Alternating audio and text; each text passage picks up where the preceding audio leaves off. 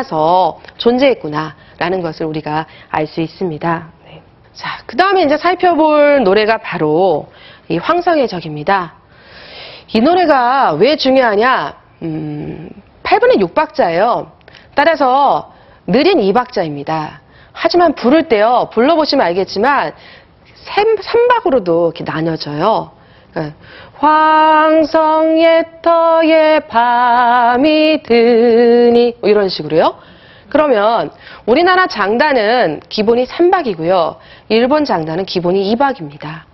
그러니까 이 노래가 일본을 통해서 선율은 들어왔을지라도 뭔가 박자에서부터 뭔가 우리나라 장단하고도 맞는 측면이 있었고, 가사는 특히나 더 우리 민족의 어떤 정서를 대변해주는 그런 곡이었죠.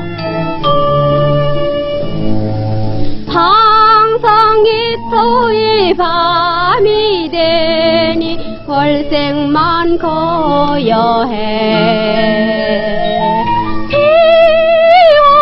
기호에서를 해포를 말아여 주노나 아위랑을 선악은이 할라 사마니라 그 슬픈 발에 서래에 말없이는 물더요. 네, 지금 아마 여러분들은 제목을 황성예터라고 알고 있을 거예요. 이게 왜 그러냐면 노래 첫 소절을 따서 제목으로 생각하는 경향들이 많이 있더라고요. 사실 아까 제가 불려드렸던 타양사리도 처음에 음반에는 타양이었거든요. 그리고 또 황성의 적, 흔적적자를 써가지고 자치적자 해가지고 황성의 적이었는데, 사람들이 이제 황성예터 하다 보니까 이제 그렇게 알고 있고, 또 강남 딸이 밝아서 이렇게 시작하는 낙화유수라는 노래가 있는데요. 그 노래도 사람들이 그냥 첫 소절 따서 강남딸이라고 제목을 알고 있더라고요. 근데 이제 이 노래가 또 중요한 것은 무엇이냐? 이 노래를요, 어떻게 만들게 됐냐면요, 빅타 음반회사의 이기세 씨라는 분이 계셨어요. 근데 이제 우리나라 음반회사는 일본 음반회사의 일종의 지점으로서의 성격을 지니고 있었습니다. 그런데 이제 조선 대중음악을 만들고 싶은데 한번 만들었다가 돈이 안 되는 거예요. 그래서 일본 음반회사의 사장이 허락을 안 했죠. 안 되겠다, 조선 대중가요는 만들지 못하겠다. 그런데 이기세 씨는 조선 대중음악을 정말 만들고 싶었습니다. 그래서 한 번만 더 기회를 달라. 그래서 이번에도 안 되면 포기하겠다.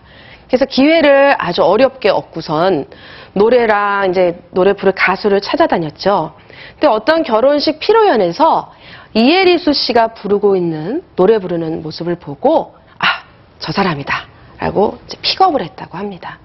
그래서 음반으로 이렇게 1932년에 이 노래가 나왔는데 엄청나게 당시에 인기를 얻게 됩니다. 그래서 조선 대중음악이라는 것이, 대중가요라는 것을 이제 만들 수 있게 됐고요. 이 노래를 계기로 해서 우리나라 작사자, 우리나라 작곡자, 우리나라 가수가 대거 등장해서 이른바 한국 대중음악, 물론 당시에는 한국이 아니었죠. 30년대 뭐 식민지였으니까. 어쨌거나 그래도 조선, 우리나라 대중음악 어떤 시장이 형성되는데 큰 역할을 했었던 노래라고 볼 수 있습니다. 예. 그 다음에 살펴볼 곡이 바로 목포의 눈물입니다. 이 노래 같은 경우도 아마 여러분들 많이 알고 계실 텐데요. 황성의 적이 그래서 3박자처럼 이렇게 나뉘어지는 것과 달리 이건 전형적인 2박자. 우리가 알고 있는 2박자 5음계의 트로트입니다. 근데 그 가사 내용은요, 굉장히 민족적인 내용으로 이루어져 있습니다. 저 지금 300년 원앙 풍은, 요게 이제 음반 가사지에 있는 가사가 저렇게 되어 있고요. 듣기에도 그렇고, 또 부를 때도 그렇고, 사람들이 인식할 때는 어떻게 인식을 하냐면, 300년 원한 풍문, 300년 동안의 원한을 품고 있다. 그런 식으로 들리거든요. 그건 뭐냐? 결국은 일본과 어떤 우리나라의 관계를 그런 식으로 얘기를 했다라고 볼 수 있는 거죠. 임진왜란 때부터 해가지고. 그래서 그러한 것들을 통해서 사람들이 이 노래를 들으면서 뭔가 민족적인 그런 정서, 이런 것들을 자연스럽게 느끼게 되는데요. 실제로